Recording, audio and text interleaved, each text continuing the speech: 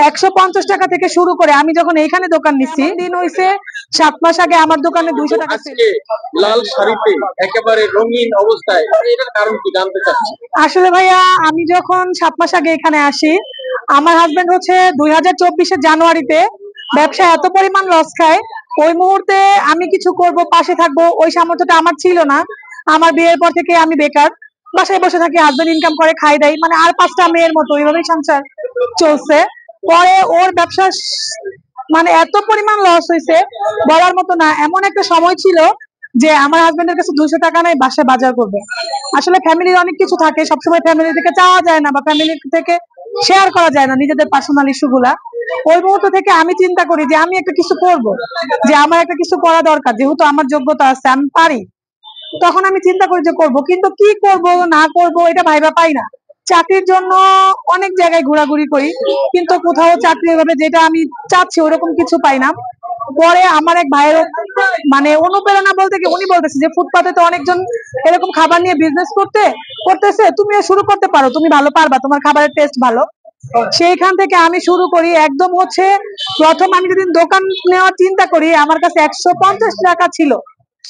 150 টাকা থেকে শুরু করে আমি যখন এইখানে দোকান নিচ্ছি, এইখানে পুরা হাঁটু পর্যন্ত ঘাস ছিল, সেইগুলা নিজে হাতে পরিষ্কার করে আস্তে আস্তে এমন দিন হইছে 7 মাস আগে আমার দোকানে 200 টাকা সেল হইছে। আর ইনশাল্লাহ আলহামদুলিল্লাহ আল্লাহর রহমতে আপনাদের দোয়ায় এখন হচ্ছে আমার দোকানে মোটামুটি ইনশাল্লাহ অনেক ভালো সেল। কাস্টমার হচ্ছে আমাকে অনেক বেশি, রিপিট কাস্টমার আমার বেশি, ফুচকা প্লাস জুস সবকিছুতেই। তারপরে সামনে যেহেতু রানিং শীত চলে আসছে, সেখান থেকে আমি চেষ্টা করছি যে জুস বা আপনার ফুচকা তো ঠান্ডা জিনিস, দই ফুচকা, তাইলে হচ্ছে শীত উপলক্ষে আমার কাস্টমার যারা আছে রেগুলার, এরা গরম খাবার খাইতে চায়। ওইখান থেকে চিন্তা করলাম যে আমি হচ্ছে হাঁস তো সবাই করতেছে, আমি মহিষের হান্ডিটা করতে পারি, এটা একটু ইউনিক। আর ঢাকায় কোথাও মহিষের হান্ডি নাই, গরুর হান্ডি অ্যাভেলেবেল আছে। আমার এখানে আছে আপনার মহিষের হান্ডি, আমার সিগনেচার আইটেম গরুর হান্ডি, কোয়েল পাখি, গরুর বট, পাতলা খিচুড়ি, চাপড়ি, ফুচকা, জুস।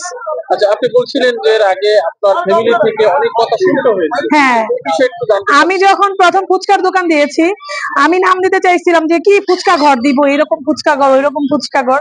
পরে ভাবলাম না, একটু ইউনিক নাম খুঁজি। তখন আমি চিন্তা করলাম যে নামটা দিব ফুচকাওয়ালি, আমার ব্যানারের নাম থাকবে ফুচকাওয়ালি, সবাই আমাকে চিনবে এক নামে। তখন প্রথম একদিন আমার একটা ভিডিও ভাইরাল হয় ফেসবুকে, একটা ইউটিউবার ভিডিও দেওয়ার পরে হচ্ছে আমার মা ফোন দিয়ে কান্নাকাটি করতেছে যে আমার মাকে আমাদের বাড়ির আশেপাশের লোকজন অনেক কটু কথা শুনাইতেছে যে তোমার মেয়ে হচ্ছে বিয়ে হয়েছে, ভালো একটা হাজবেন্ড আছে, এখন হচ্ছে রাস্তায় না জানি কি একটা হয়েছে, কি হয়েছে যে রাস্তায় ফুচকা বিক্রি করতেছে, নাম দিচ্ছে ফুচকাওয়ালি। এইগুলা নিয়ে আমার মাকে আমার আশেপাশের গ্রামের লোকজন অনেক কথা শুনাইছে। ওইটা নিয়ে হচ্ছে আমার মাও আমার ফোন করে অনেক কিছু বলতেছিল। ওই মুহূর্তে মানে আমি এত পরিমাণ ভেঙে পড়ছি যে কি ব্যাপার, আমার মনে হয় আর দোকান করা হবে না, সবাই আমাকে নিয়ে সমালোচনা করতেছে, আমি না জানি কতটা খারাপ কাজ করতেছি।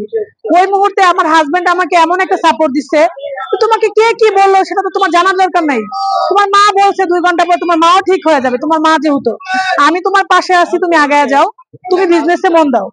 সেইখান থেকে ওই কথাগুলোর পর থেকে আমার ভিতরে এমন একটা ক্ষত হয়েছে যে আমাকে যারা বলছে রাস্তায় দাঁড়ায় ফুচকা বিক্রি করে, আমিও হয়তো রাস্তায় দাঁড়ায় ফুচকা বিক্রি করে একদিন ভালো কিছু করব, ইনশাল্লাহ আমারও 2-4টা রেস্টুরেন্ট থাকবে।